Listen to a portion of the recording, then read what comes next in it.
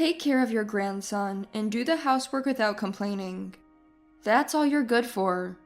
Don't get too comfortable, you're just a housemaid. That's what my husband Austin said to me. My son Carrie said, "You should be grateful we let you take care of the grandson. It adds structure to your life and prevents dementia." As he said this to me, exhausted and staggering. To these two, I was always a stranger, no matter how much time passed. I've tried so hard to be recognized by them, but I've reached my limit. It's time to end this, but not without a fight. I'm going to make them realize what they've put me through. I am Marian, a 55-year-old homemaker. My husband Austin is a president of a renowned company, and we live a comfortable life financially. My son Carrie is married to Lori, a stylish and beautiful woman, and now they live with us. A year ago, my grandson Mort was born. He's a handful, but very affectionate towards me, and I find him absolutely adorable. You might think I lead a blissful life from all this, but the reality is different. It was the son and his wife who suggested we live together, but not out of concern for us. They wanted to dump the housework and childcare on me.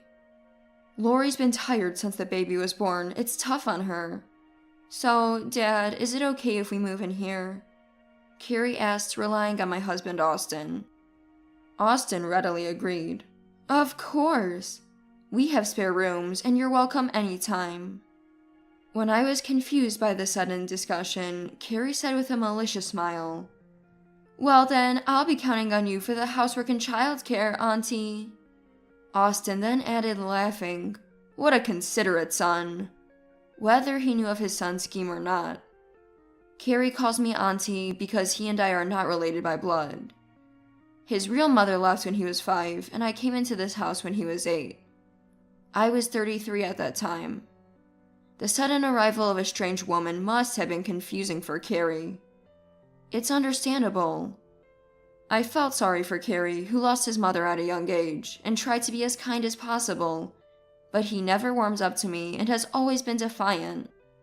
Carrie never acknowledged me as his mother, and Austin said, "Until my son accepts you, we can't officially marry." So even after 22 years in this house, we're still not legally married. That makes Austin my common-law husband, and Carrie is legally a stranger. I always hoped to be recognized one day, so I did my best with the housework and tried to connect with Carrie, no matter how terribly he treated me. And of course, I wanted Austin's recognition too, so I've been devoted to him as well. Despite my efforts, I was still not acknowledged by this family and continued to receive harsh treatment in a house where I had no allies. For years now, I've been treated as nothing more than a housemaid. The biggest shock was not being invited to Carrie's wedding. I actually have a child on the way. Carrie dropped this bombshell when he first brought Lori home. Lori was 27, younger than Carrie, and said she'd been helping with housework. I used to hear about housewives a lot, but in today's society where women can thrive, being a housewife at her age seemed unusual. I realized she just didn't like working. With Lori pregnant, they were looking to have the wedding as soon as possible and started discussing it. Suddenly, Carrie turned to me and said, "Oh, Auntie doesn't need to come. We're not even planning a seat for you." Shocked, I blurted out, "Carrie, that's too much." Austin didn't take my side, saying, "Well, legally, she's a stranger. Some old acquaintances might mistake her as my wife, but if Carrie is against it, we can't help it." Lori added, "Hey, what's this conversation about? She's just the housemaid, right?" When Carrie explained, Lori agreed. "Oh, a stranger. Then she doesn't need to come to the wedding." So I wasn't invited. I've lived with Carrie all these years. When he had a fever, I cared for him all night. I loved seeing him grow and nurtured him with all my love, even in Austin's absence. But this event starkly reminded me that to Austin and Carrie, I was just a stranger. Carrie and Lori moved out to enjoy their newlywed life, but returned after a year, now with a child. My bad feeling intensified when they casually discussed moving back in. I'm kinda experiencing parental burnout, so I'd like to rely on the housemaid for babysitting, Lori said. My fears were confirmed. Right after moving in, Lori tried to dump all childcare on me. I am not a housemaid. Please stop calling me that, I told Lori. Carrie, she's only mean to me, Lori cried to Carrie. Carrie glared at me and said, Who cares what you call her? Lori, just call her auntie. I do. Okay, I'll call her auntie too, Lori said with a smile. And so, auntie, please look after the child for a bit. They left quickly, leaving 1-year-old Mort with me. Mort was a lovely child with big bright eyes and fair skin. Carrie, not exactly handsome, looked entirely like Lori. Since Austin and I never had children, this was my first time taking care of such a small child. Unable to neglect Mort after being left with him, I spent my time playing and taking walks with him. Lori learned to be comfortable with me taking care of the kids, and from then on, I took care of Mort almost every day, in addition to the daily chores. Lori, despite being a homemaker, did no household chores, and often went out while Carrie was at work. On Carrie's days off, they frequently went out together, not returning until night. Mort, mostly in my company, grew very attached to me. But a 1-year-old boy, adorable as he may be, is a handful. He'd climb onto tables when I briefly went to the bathroom or grab cigarette butts if an ashtray was left unattended. I had several close calls every day, leaving me exhausted. After a month of this routine, the stress of daily chores and caring for a small child began to take its toll on my body. Then Lori said, Since he's so fond of you, auntie, sleep with him at night too. I love Mort, but I'm getting older and need some rest. Please, at least take care of him at night, I responded. See, this is the problem with people who've never had kids. I'm suffering from parental burnout, Lori retorted angrily. Carrie, too, said, You should be grateful we let you take care of the grandson. It adds structure to your life and prevents dementia, completely disregarding my fatigue. Austin showed no interest in these matters. In fact, he had been spending more nights out lately. Austin, always a womanizer, took advantage of our unofficial marriage to continue his affairs. I used to ask him to stop, leading to fights, but I always ended up giving in. With my parents gone and no siblings, I had no one to turn to. Knowing this, and that I hadn't worked for a long time, Austin was bold. Leaving the house seemed impossible. Though his love for me had long faded, he kept me for household and personal care. In return, I've lived financially comfortably, unable to confront Austin strongly. However, one holiday morning, Carrie said, We're going out as a family today. Where to? Asked Austin. We're invited to Lori's parents. We'll stay overnight. Relieved at the thought of some respite, I decided to contact a friend for a coffee date. Austin, since Carrie and his family are out, I'm going to go out with a friend, I told Austin. Okay, what time will you be back? He asked, unusually interested in my return time. I'll be back around 6 in the evening, I replied. All right, take your time, he said, surprisingly kindly. Perhaps it was the rare chance of being alone together that made him seem gentler. I'll buy some steak for dinner since it's just the two of us today. Let's eat together, I said before leaving the house. Austin could be kind to me at times. I was looking forward to having dinner together. After a 15-minute bus ride, I arrived at my favorite cafe, known for its delicious coffee and cakes. Marian, it's been a while, greeted Juliet as I entered. She was already seated, waiting for me. We ordered coffee and cake sets and began catching up. I've been living with my son and his wife for about a month now, I said, knowing most people would envy such a situation. But Juliet knew my family's dynamics well. Oh, that must be tough for you, Marianne. His wife sounds quite troublesome, Juliet sympathized. Marianne, are you planning to stay in that house forever? Don't you want to become independent and leave? I couldn't handle it mentally. She expressed her concern. Thank you. I've thought about leaving many times, but for now, I can live without worrying about basic needs. Some people have it much harder, I admitted. I had indeed considered leaving several times, but the fear of being lost without a home held me back. Remember, if it gets too hard, you can always talk to me, Juliet offered. We were college friends, but Juliet, unlike me, had pursued a career and was now a successful editor-in-chief at a major publishing company. We weren't very close back then, but reconnected by chance about 10 years ago. Since then, we've been meeting for coffee and updates regularly.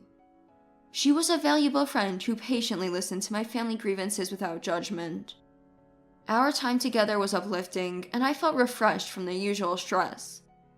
After saying goodbye to Juliet and buying steak, I returned home to find a heavily made-up woman in revealing clothes at the entrance. She glanced at me and left without a word. "Austin, who was that woman just now?" I asked, finding him in the living room, seemingly pleased and sipping wine. "A friend," Austin casually replied when I asked about the woman. The dining table had remnants of a meal she seemed to have prepared. "What did you eat?" I asked. "She made steak. It was delicious," Austin said cheerfully, completely forgetting what I had mentioned earlier about making dinner. Or maybe he never listened in the first place. To him, spending time with me was insignificant. That's all I was worth to him. I felt a sudden drop from the brief happiness to despair, overwhelmed and unable to think. I had reached my limit. Actually, well beyond it long ago. This trivial incident triggered an onslaught of sadness and anger. My mind and body screamed for an escape. I ignored Austin, who was cheerfully talking about something. His mood shifted abruptly from cheerful to disgruntled when he realized I was ignoring him. "I don't know what's bothering you, but you should just quietly take care of the grandson and do the housework. That's all you're good for. Don't get too comfortable, you're just a housemaid," he shouted angrily. Ignoring Austin's pleased chatter, I went to my room, packed a simple bag, and left the house. "Good riddance. Don't come back. We're not legally married, so don't expect any compensation. You'll come crawling back anyway, you troublesome housemaid," Austin jeered. His words didn't affect me. Without a destination in mind, I called Juliet, who had always been supportive. After briefly explaining the situation over the phone, she invited me to her place. When I arrived at Juliet's house, I was ushered into the living room. Juliet told me that she was single and had a high income, so she had spent a lot of money on the house she lived in. I sat on her luxurious sofa and sipped warm coffee, tears streaming down my face. Once I calmed down, Juliet unexpectedly suggested, "Marianne, why don't you write an autobiography?" Out of the blue? Who would read about an ordinary person like me? I was surprised. "It's not sudden. I've thought about it after hearing your stories. Your husband may be horrible, but he's a well-known figure in his industry. Exposing the inside story of a famous company's president would be interesting," she said. I doubted such a book would sell, but Juliet continued. "You don't have an income, Marianne, but book royalties could change that. As an editor for years, I know what the public wants to read and when. Plus," Juliet paused, then added, "if this succeeds, it would also be revenge for another friend of mine." From that day, I started living with Juliet and began writing. Having studied literature, I had a foundation in writing, which helped progress the autobiography smoothly. For a while after leaving the house, I heard nothing from them, but about a month later, I received countless calls from Austin and Carrie, phoning multiple times a day. Curious if it might add to my autobiography, I decided to answer once. "Yes?" "Where the hell are you? The house is a mess. Come back and clean it up now," Austin demanded. On the other end, Carrie also yelled, "And take care of Mort. Get back here and do what you're supposed to do." I simply replied, "Impossible," and hung up. They were only thinking of themselves as usual. I was foolish to hope for an apology from Austin. This only fueled my determination for the autobiography and with Juliet's help, I often sacrificed sleep to write. 2 months later, my autobiography was published. Juliet had used the influence of several internet influencers to kickstart the book's success. Though written by a mere housewife, it detailed the hidden life of a woman crushed under the glamorous facade of a prominent businessman. The book gradually gained popularity, revealing the raw truths about Austin, Carrie, and Lori. I heard from Juliet that Austin faced public condemnation and was removed as president at the company's annual shareholder meeting. Carrie, who worked at Austin's company, resigned due to unbearable scrutiny. This has also avenged my friend. Thank you, Marion. Our meeting 10 years ago wasn't coincidental. Juliet's best friend was Austin's ex-wife and Carrie's mother. She had suffered terribly at Austin's hands, leading to her current stay in a mental health facility. Realizing this, my situation seemed somewhat better, but Juliet viewed my treatment as equally appalling. Juliet, researching Austin for her friend, had discovered me, his common-law wife, and decided to approach me. While she harbored thoughts of revenge, she didn't know how to proceed until our friendship deepened, and she became my confidant. She never imagined that an actual opportunity for revenge would arise. It seemed like a lesson. Bad actions lead to bad consequences. After a long and twisted path, Austin and Carrie's world collapsed. The exposure of Austin to the public eye led to a whistleblower revealing his embezzlement of company funds. Once, Austin called me pleading, "I was wrong, please help me." I responded, "There's nothing I can do for you now. Take care." And then I blocked his number. It seems Lori's parents also read my autobiography and consequently disowned both Carrie and Lori. They must now lead a constrained life, relying solely on themselves. However, my concern lies with Mort. I hope Carrie and Lori will strive for their child's sake. Juliet mentioned feeling guilty for initially approaching me with revenge in mind. But in the end, she helped me immensely, and without her, I couldn't have escaped my hellish life. The book's royalties provided me an income. "Juliet, I'm thinking of moving back to my hometown, Anchorage. But you'll always be my friend." "Thank you," I told her. The media's presence around me and the desire for a fresh start drove my decision to move to Anchorage. A few days after settling there, Juliet shared the latest on Austin and his family. Firstly, Carrie and Lori divorced. It turns out Carrie wasn't Mort's biological father, a fact Lori accidentally revealed during an argument. I had always sensed something was off. Mort never resembled Carrie. Post-divorce, Carrie, unable to handle household chores, moved into a cheap apartment with Austin, who has sold his mansion to pay off debts. Their life, I heard, was in disarray. As for me, I rented an apartment near my old home. Knowing royalties alone wouldn't suffice, I took a part-time job for extra income. I reconnected with old classmates and acquaintances, which has been enjoyable. My weekends are filled with social dancing and watercolor painting, hobbies I've always wanted to pursue. Living with that family, my world was incredibly narrow. But stepping out into the world, I discovered a life that's comfortable and joyful. I believe there are others out there who might be in a similar situation as I was. I hope they find the courage to take even a small step forward.